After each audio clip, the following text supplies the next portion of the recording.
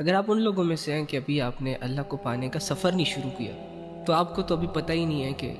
زندگی کہتے کسے، سکون کسے کہتے ہیں، لذت کسے کہتے ہیں اور آرام کسے کہتے ہیں۔ یہ جو اللہ کو پانے کا سفر ہوتا ہے نا، یہ بڑی نادانیوں سے، معصومیت سے گرتے گرتے شروع ہوتا ہے۔ اللہ کو پانے کی خاطر کبھی اس کی سوچیں مصروف ہوتی ہے تو کبھی اس کا جسم محنت کر رہا ہوتا ہے، اور آہستہ آہستہ کر کے انسان پاتا چلا جاتا ہے اپنے رب کو، اور جتنا اپنے رب کے قریب ہوتا جاتا ہے، اسے پاتا جاتا ہے، اتنا ہی وہ کھو جاتا ہے۔ اللہ کو پانے کے سفر میں نا جسم کو ظاہری پسینے بھی آتے ہیں، چوٹیں بھی لگتی ہیں، خون بھی بہتا ہے، لیکن تھکاوٹ محسوس نہیں ہوتی، درد محسوس نہیں ہوتا۔ بلال رضی اللہ تعالیٰ عنہ کی سچویشن ذرا دیکھیں۔ اللہ کو مانا تو لوگوں نے گرم ریت پہ انہیں لٹا دیا، سینے پہ پتھر رکھ دیا، اس کی کمر کو ریت جلا رہی ہے تو اس کا سینہ پتھر کے وزن کے نیچے دبا ہوا، اور لوگ انہیں کوڑے مار رہے ہیں، زخم دے رہے ہیں، اور وہ اس درد میں، اس ظلم میں احد احد کرتا چلا جا رہا ہے۔ لوگ اس سے یہ ڈیمانڈ کر رہے ہیں کہ اللہ کو چھوڑ دو، مارنا بند کر دیں گے،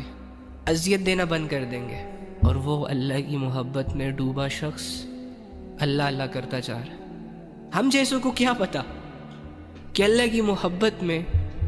کون سی لذت پائی جاتی ہے۔ جو ان گناہوں کی گندگی میں اپنی زندگی گزار رہے ہیں، انہیں اس لذت کا کیا اندازہ۔ یہ تو وہی جانے کہ جو اللہ کے لیے صبر کر رہا ہے، برداشت کر رہا ہے، اس سے ملنے کے انتظار میں۔ میں اور آپ اس دنیا کی لذتوں میں انوالو، اس دنیا کو بنانے اور حاصل کرنے کے چکروں میں گم غائب۔ ہمیں کیا پتا کہ رب سے ملنے کے انتظار میں جو سکون انسان کو گھیرتا ہے، اس سکون کا کیا اثر ہوتا ہوگا،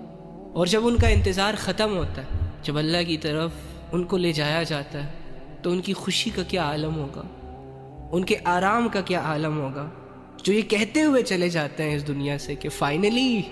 اللہ سے ملنے کا دن آیا۔ ہم تو جینا چاہتے ہیں، ہمیں تو اگر 200 سال بھی نہ مارا جائے تو ہم خوش ہیں، کیونکہ ہمارے دلوں میں تو اللہ سے ملنے کا یقین، اللہ سے بات کرنے کا یقین، اللہ کو دیکھنے کا شوق، اس دنیا کی بدولت، ان گناہوں کی وجہ سے ہمارے دلوں میں رہا ہی نہیں۔ تو ہمیں کیا لینا دینا ان چیزوں سے، ہمیں کیا لینا دینا اللہ کی ملاقات سے۔ بس ایک بات ہے،